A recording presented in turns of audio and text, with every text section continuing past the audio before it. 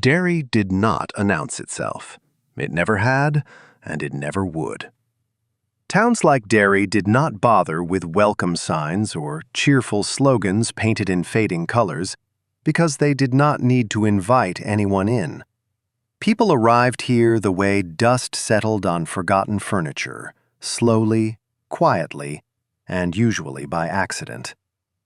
Derry simply waited, crouched beside its river like an old animal that had learned, over many long years, that patience was always rewarded. Jeffrey Dahmer arrived on a gray afternoon heavy with the smell of damp leaves and distant rain. The bus hissed as it pulled to a stop, exhaled its passengers, and then moved on without ceremony, leaving him alone on the cracked pavement with a single duffel bag and a skull-deep headache that pulsed in dull, familiar rhythms. The sound of the engine faded, and with it went the last reminder that he had come from somewhere else. He stood there for a moment, looking around. The town looked back without interest. That, more than anything else, reassured him. Dahmer liked places that did not ask questions. Places where people had learned to avert their eyes not out of fear, but out of habit, the way you learned not to stare at a loose tooth or a spreading stain on the ceiling.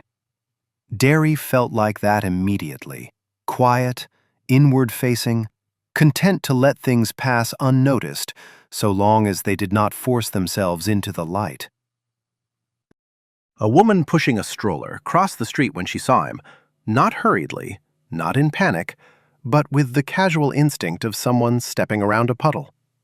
A man smoking outside a convenience store glanced up, frowned briefly, and then looked away again, as if Dahmer had already slipped into the background of his mind.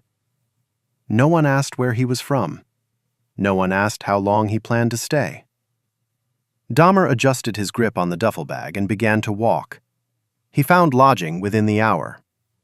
The apartment building sat near the canal, its brickwork darkened by moisture and age, its windows clouded with grime that years of rain had failed to wash away.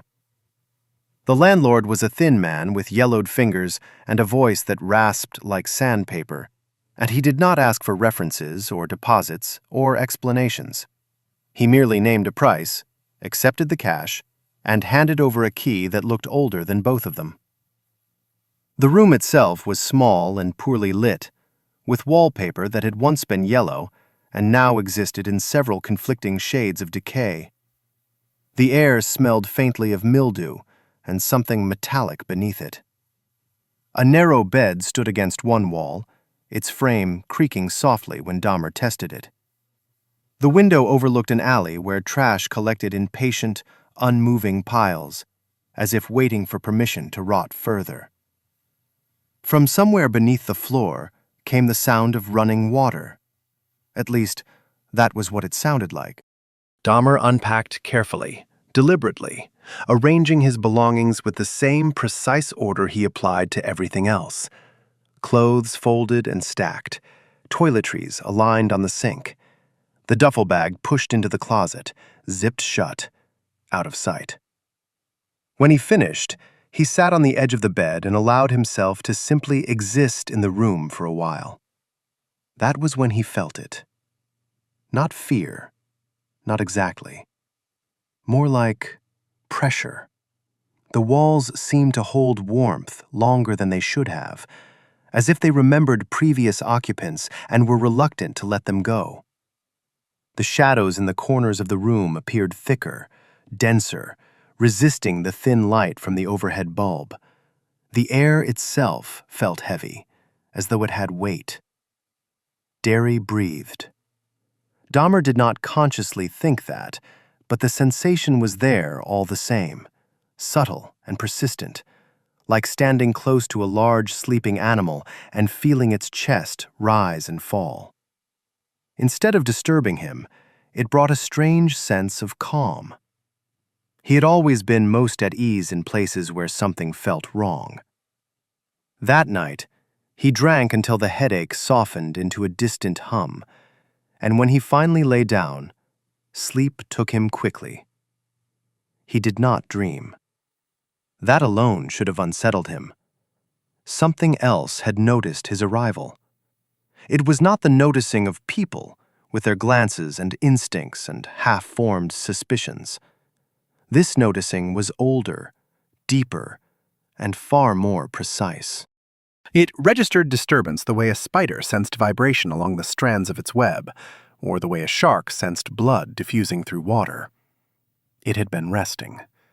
Derry operated in cycles, feeding and waiting, waking and sleeping, all of it guided by rhythms so ancient they felt indistinguishable from the town itself. It had learned, over centuries, which fears ripened best and which screams were worth savoring. It knew how long to wait. It always knew. Then something entered its territory that did not belong. This new thing walked the streets without trailing the proper scent. There was flesh, yes, and there was weakness, but there was no bright edge of panic, no trembling anticipation. The fear around this one was muted, folded inward, like sound trapped behind thick walls. The presence beneath Derry stirred uneasily. It watched from storm drains and dark windows, from mirrors and reflections and places where light bent strangely. It followed Dahmer through streets and bars and narrow hallways, sampling the air around him, probing gently at first. What it found displeased it. This one was damaged. Fear existed inside him, but it had been dulled, blunted, made tasteless through years of abuse and indulgence. The flesh was there, but the seasoning was wrong.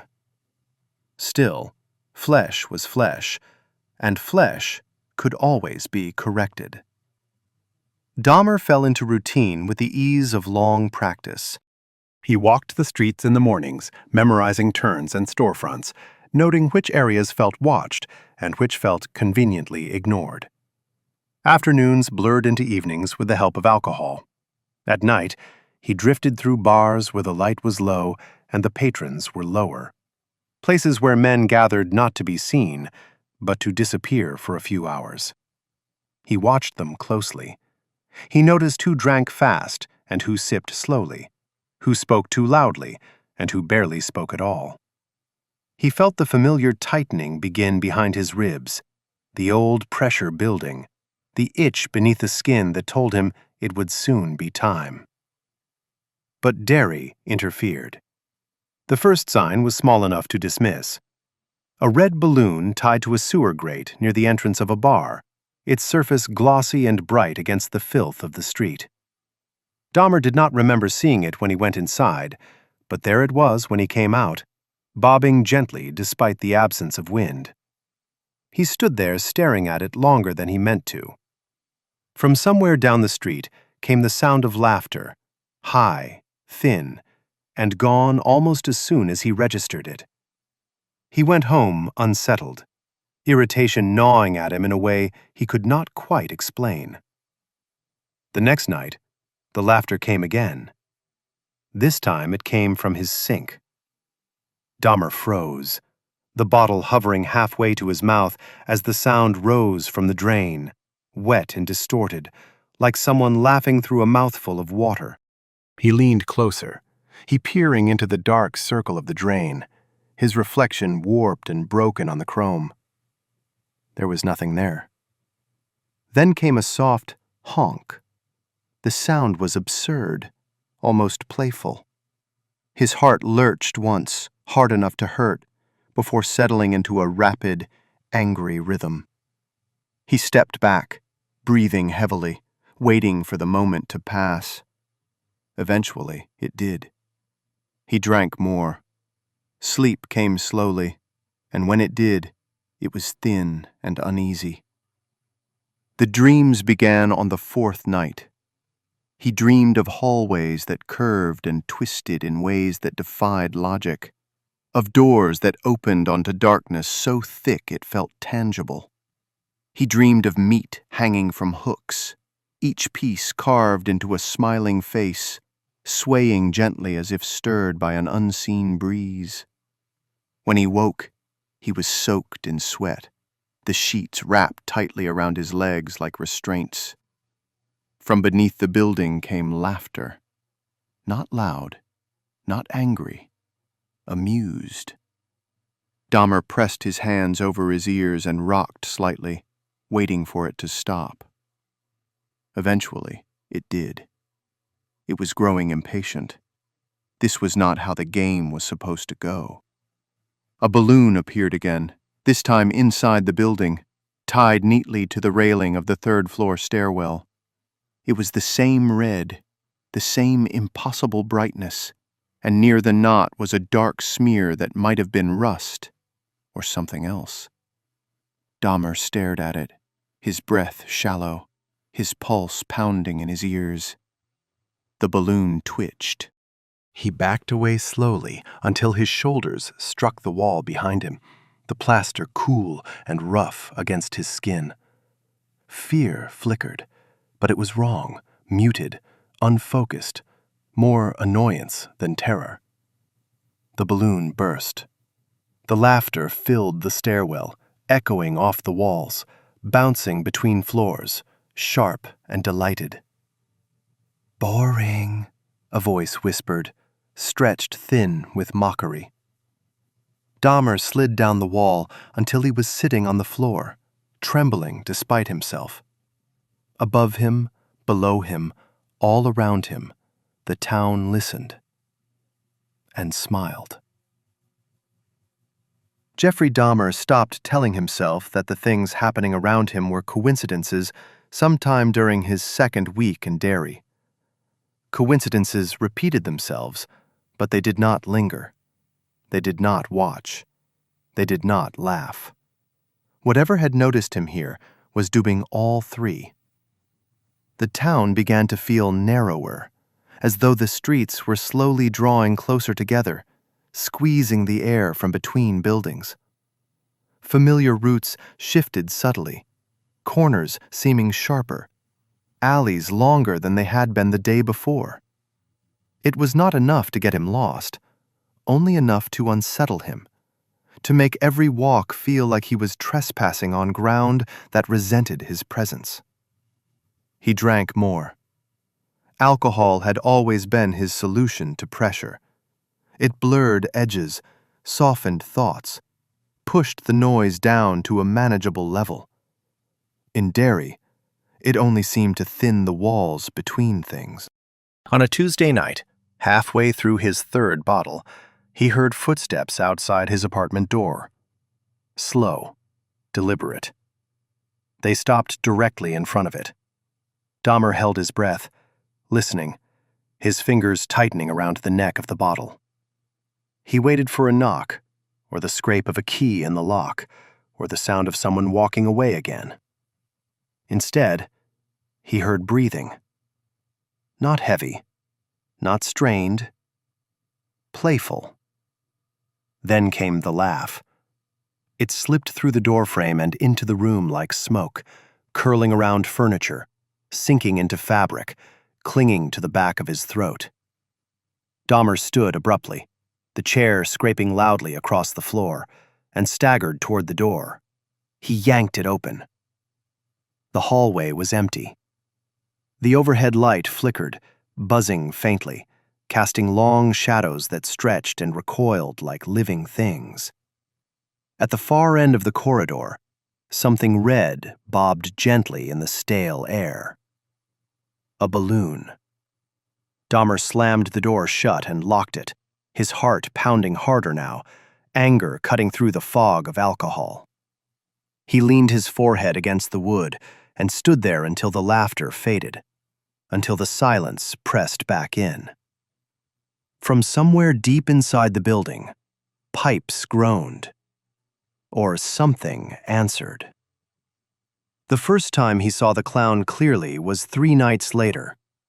He had followed a man from a bar near the canal, a thin, nervous type with darting eyes and a habit of smiling too quickly. They walked together for several blocks, conversation shallow and meaningless, Dahmer already planning the rest. They turned down a side street that Dahmer did not remember seeing before. Halfway down the block, the streetlight ahead flickered and went out. The darkness thickened instantly, pressing in from all sides. The man slowed, uneasy. "You sure this is the way?" Dahmer opened his mouth to respond. Something stepped out of the shadows first.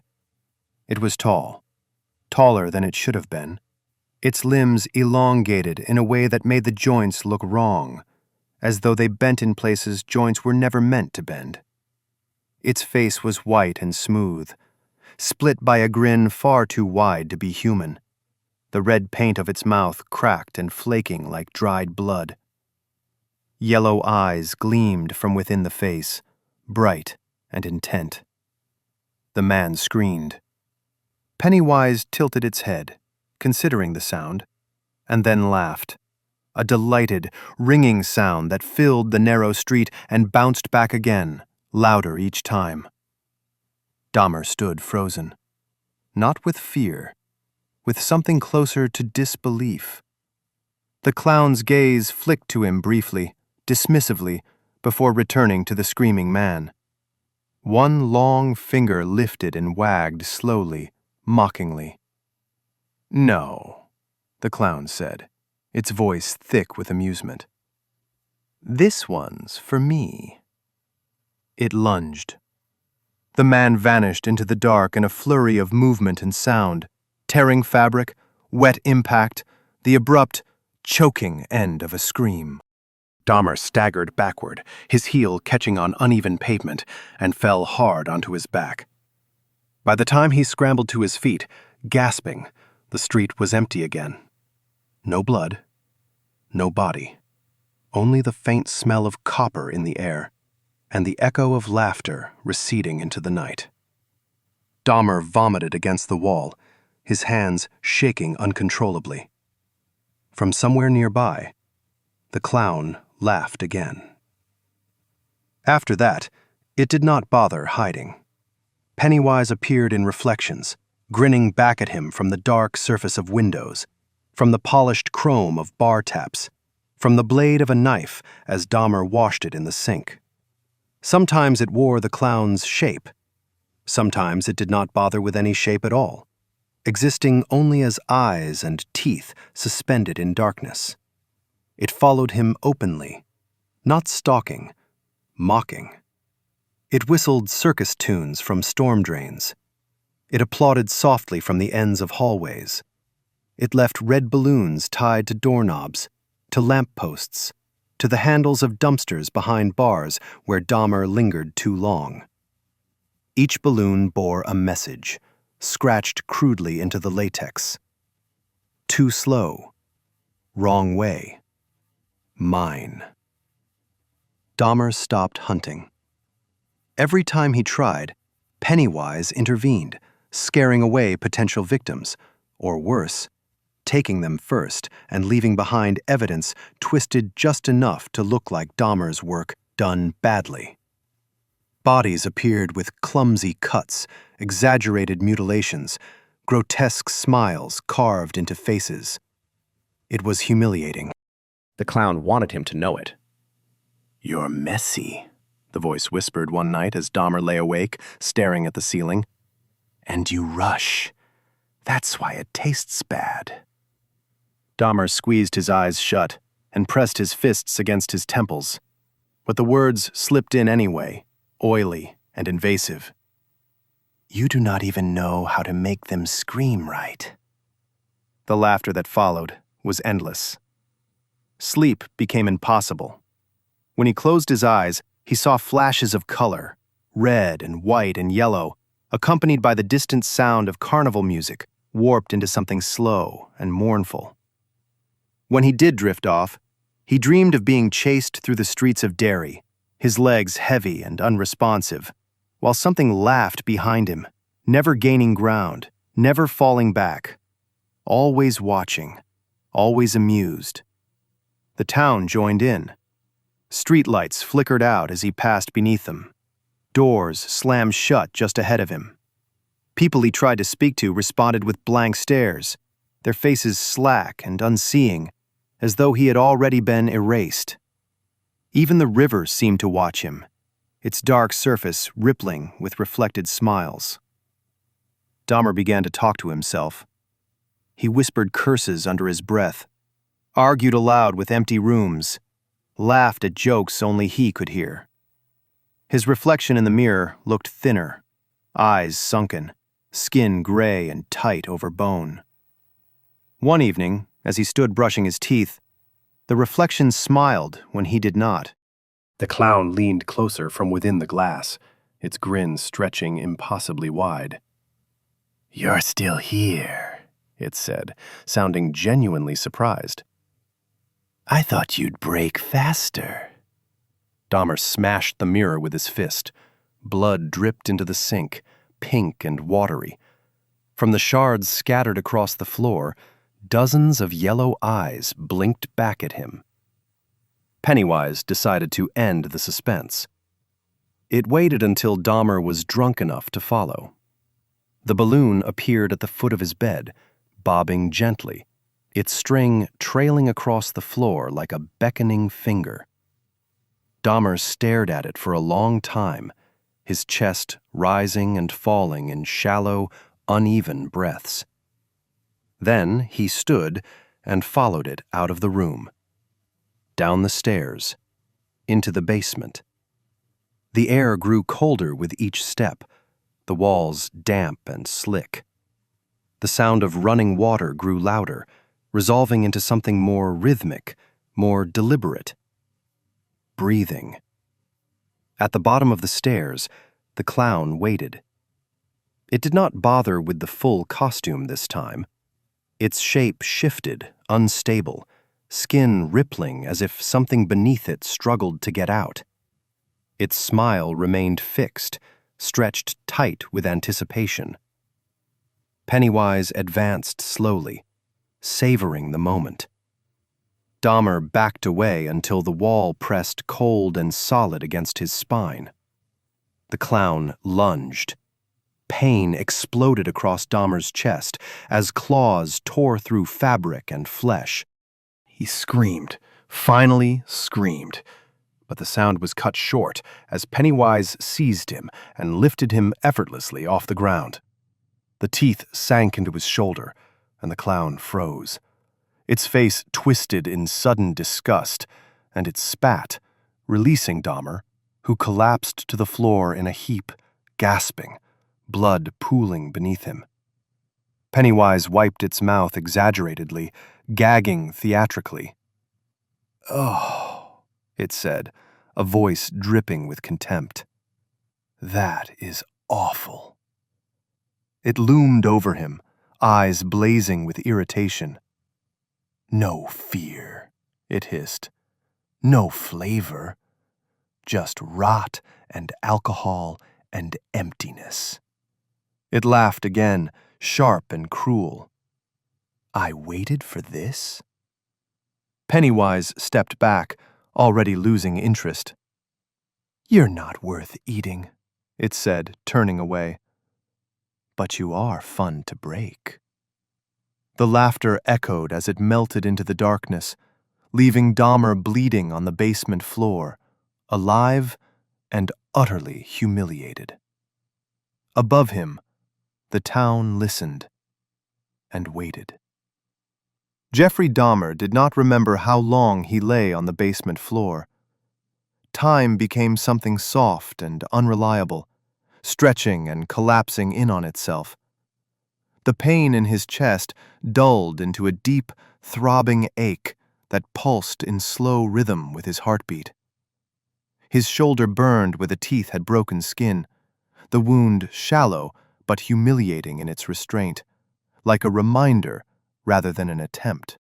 When he finally managed to move, it was not because of strength or resolve, but because the cold had worked its way too deeply into his bones.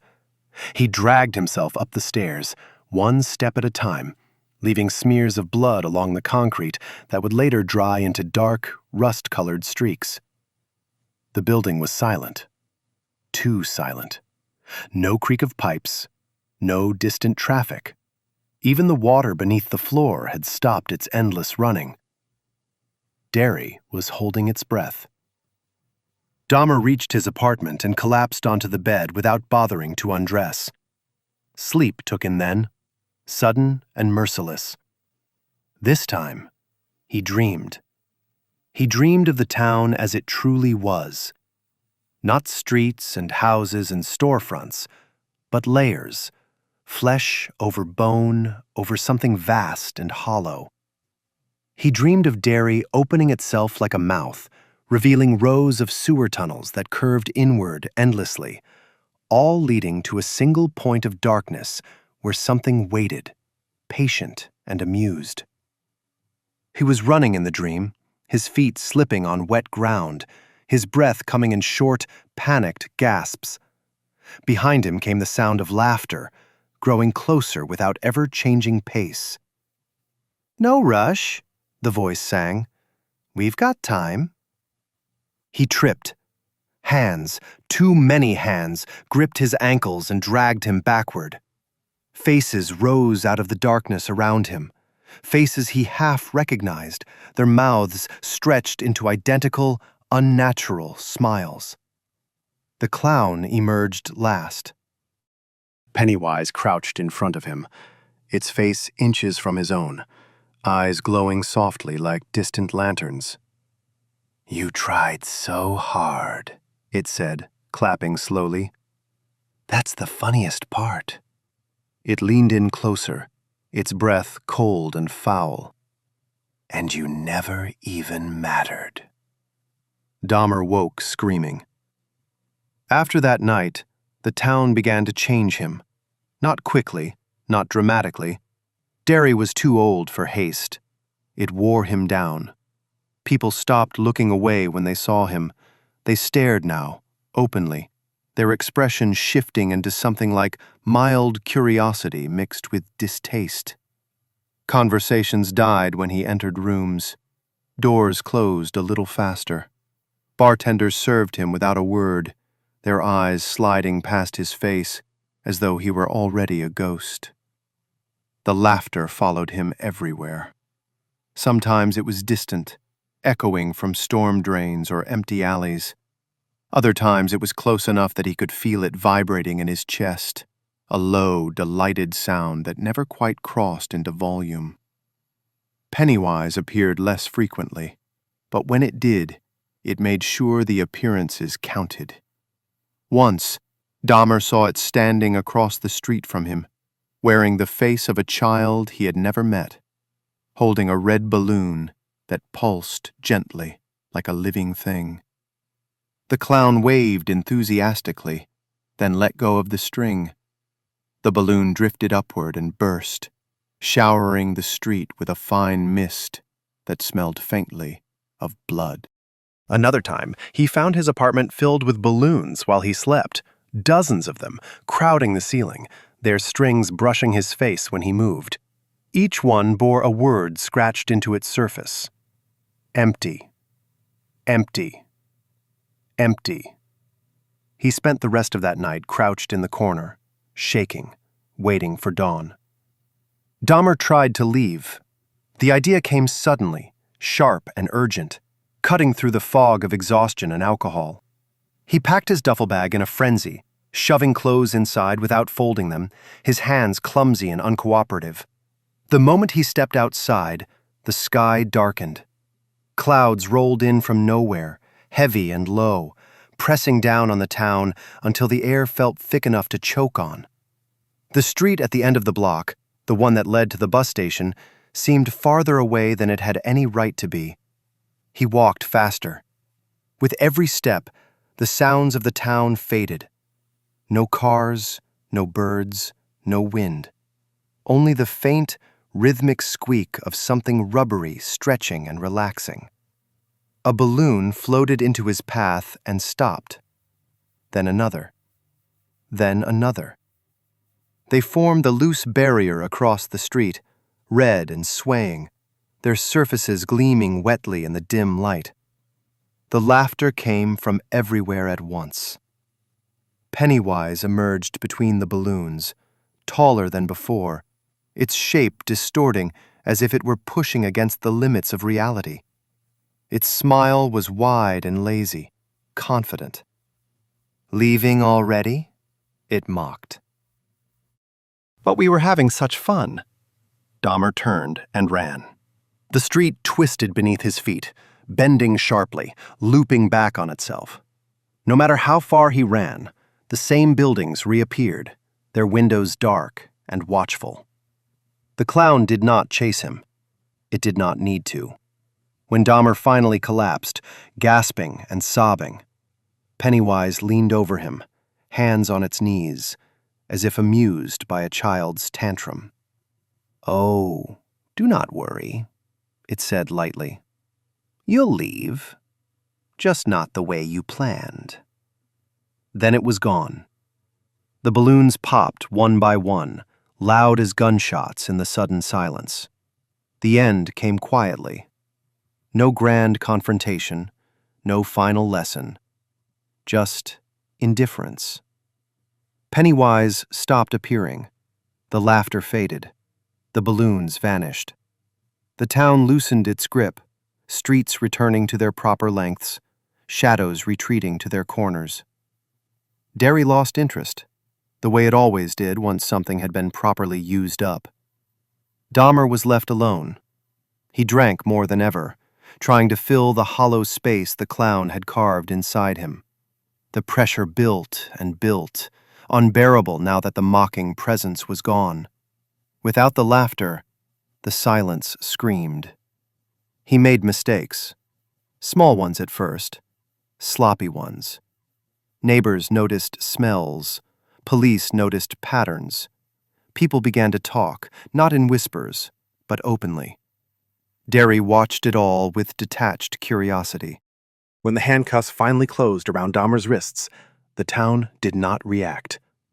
No laughter, no balloons, no signs or omens. Only relief. Deep beneath the streets, something stirred briefly, then settled back into sleep. Pennywise had already moved on. There would always be better meals, sweeter fear, children who screamed properly, adults who begged. Dahmer was none of those things.